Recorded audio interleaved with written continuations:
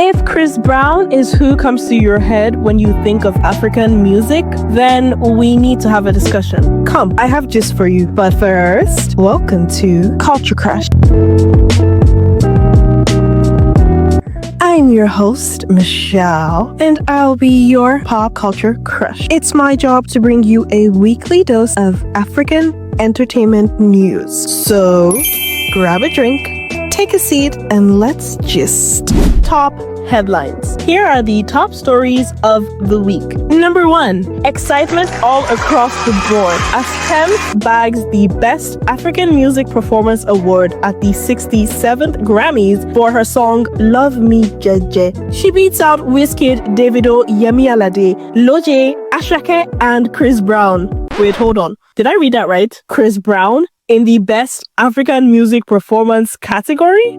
That was the reaction a lot of people had when the nominees were announced, wondering why and how an American artist was chosen for the African music category. Some have argued that the song he was nominated for, Sensational, uses Afrobeats elements and even features Afrobeats artists like Davido and Lojay. So it should count, right?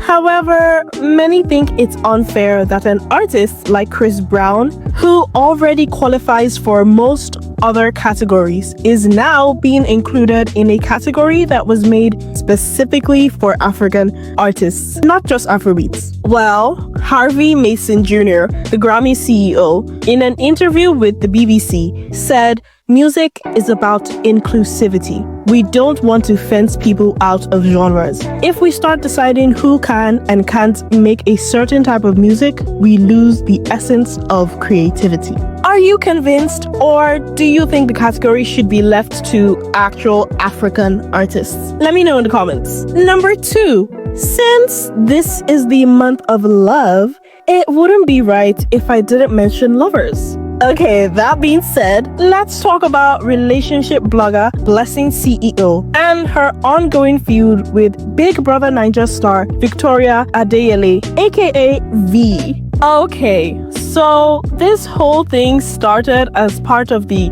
Two-Face and Annie divorce scandal aftermath. V, when talking about the situation, had vowed to put the likes of Blessing CEO and other gossip bloggers in prison. As you can imagine, Blessing did not like the indirect nature of V's remark. She urged her to be more direct if she had something to say. Poking her further, she questioned her credibility, stating that the former reality star had not experienced life enough to give advice about it. Yikes. At the time of this report, V is yet to respond. In other news, Nollywood actor Yul Edochie is back with his bi-monthly declarations as he announced recently in an Instagram post that he is a hardcore traditionalist. If you recall, just last year, December 2024, he made a similar statement talking about Nigerian pastors missing their calling to be native doctors.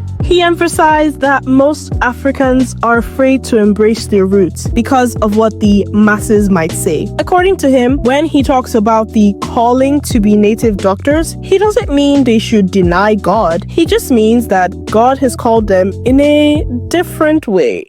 And there is an image of misrepresentation of what a native doctor actually is. Now, you would excuse people for having that misconception, as his movies don't really help portray traditionalists in the best light. While some people tried to be supportive, most of the comments were asking about his church, the online church he opened last year called Salvation Ministries, writing, "I thought you claimed to be a pastor the other day and said God called you. Now wah."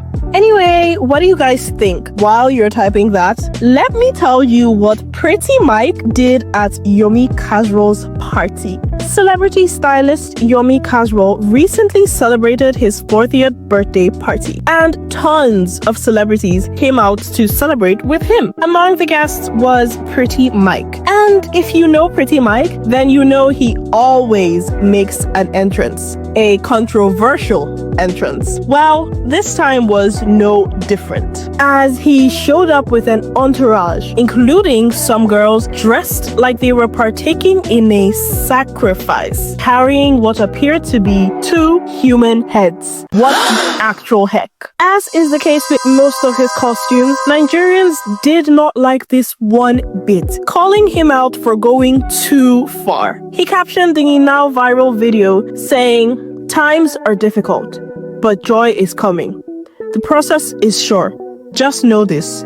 2 heads are better than 1. Happy 40th, Yomi." One user on Instagram at @1_jboy wrote, "Only in Nigeria." And his point is, another at @idramaNT commented, "What's with the heads? Promoting human ritual?" However, a lot of people have also been defending his actions, saying if a white person did it, we would call it Halloween. But the last time I checked, we weren't in America. Anyway, let me know what you guys think in the comments. At number 5 for our final story, Nigerian artist Harry Song's ex-wife, Alexa Perez, hinted at officially leaving her marriage to the musician. In a recent post on Instagram, she celebrated her decision to embrace freedom, saying, "We move," while raising a toast to 2025.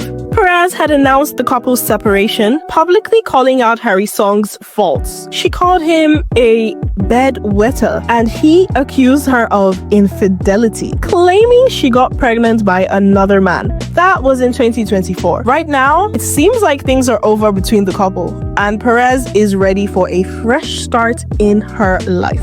Okay, that is all the time I have today. If you made it this far, you get a gold star. Don't forget to like, subscribe, and leave a comment. Tell me your thoughts on everything we discussed. And if you don't have any thoughts, well, you can just leave me a gold star in the comments. It'll be a little secret. Thanks for watching, and I'll see you next time.